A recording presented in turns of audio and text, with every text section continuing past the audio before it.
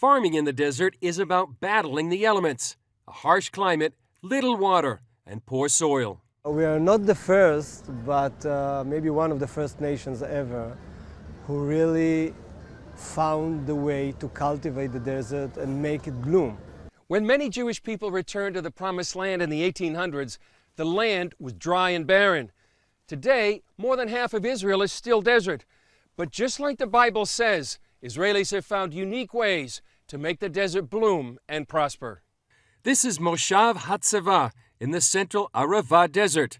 Located along the Jordanian border, this area gets about an inch of rain a year. And believe it or not, local farmers use that to their advantage. From here to Europe, the distance is so short. It's a so natural market for Israel.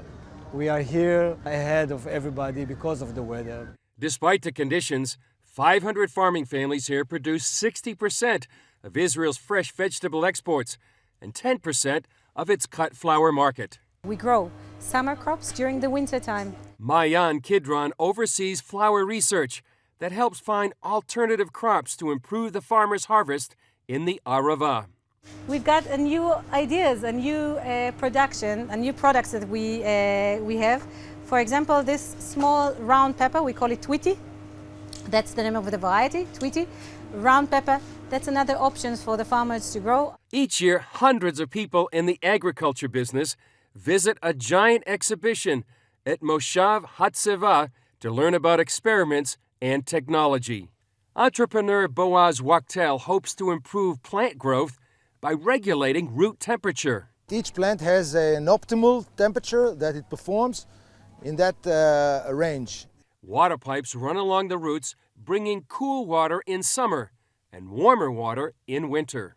When you keep that root at that certain range and you prevent the fluctuations of day and night temperature in summer and winter, then the plant performs wonderfully and it produces more yield and a better quality, and the cycle is also shorter. Wachtel says he's seen great success. We produced 120% more cucumbers. We had lettuce, 35% more weight. We had basil, 30% more. We had tomatoes that is usually planted in October. We planted them during the middle of the summer. Alon Badihi is executive director of the Jewish National Fund. JNF has developed and forested the land of Israel for more than 100 years. He says it's the special commitment of these Israelis to the Arava that's making the land prosper. Without this spirit and without this belief and without this creation and innovation in agriculture, in science, in what we see in the laboratory we just established together here in the Arava for the people of the Arava, it would never happen. Chris Mitchell, CBN News, the Arava Desert.